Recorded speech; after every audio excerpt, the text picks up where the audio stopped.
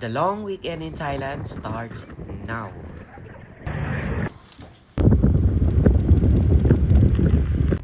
Holiday ngayong Huwebes at Friday dito sa Thailand. Kaya long weekend kung maituturing ang linggong ito. Mula nga ngayong araw hanggang linggo may 4 na araw para magwalwal ang inyong OFW Guru Thailand.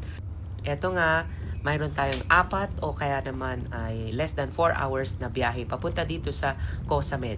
Koh means island, kaya ibig sabihin nito is Samit Island. Matatagpuan ito sa province ng Rayong. Ang pamasahe pala dito sa minibus ay 230 baht. Nagkakahalaga ito ng mahigit 400 pesos o kaya kulang-kulang 500 pesos.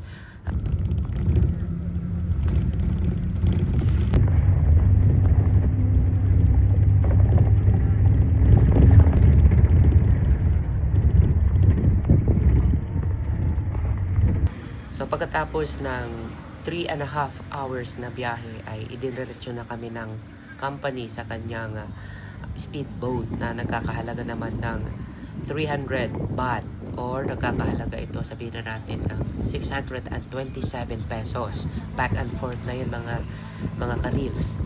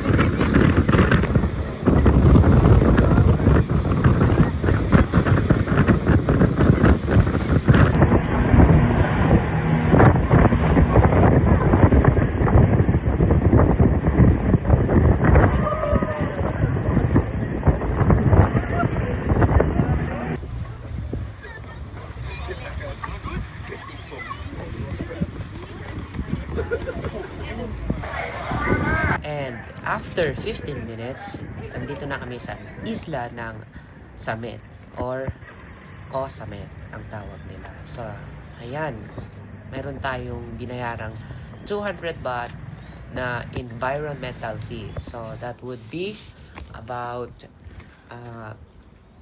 340 or 350 pesos.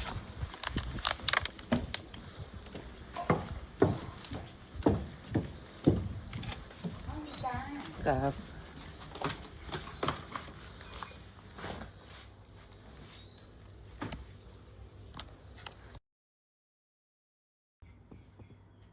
Pakak. 1,600 per night daw. Sa pesos, ito ay 2,720 pesos sa isang gabi. So dahil 2 gabi kami dito, ito ay nagkakahalaga ng 5,440 pesos. Pakat. Oh, yan. Turn on natin. Turn natin ang dito. Ayun. Pwede na, di ba? Oh. Okay, fine. Lang natin yung beach. Yes. Magandang may interior. Good for 2 per people. Buti malaki ang bed.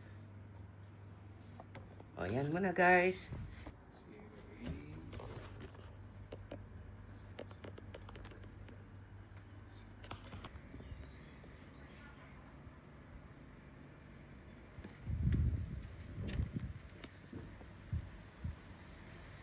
So, mamaya na muna kami pupunta sa dagat. Kaya, alam nyo naman kung ano ang dagat. Kaya mamaya na yon.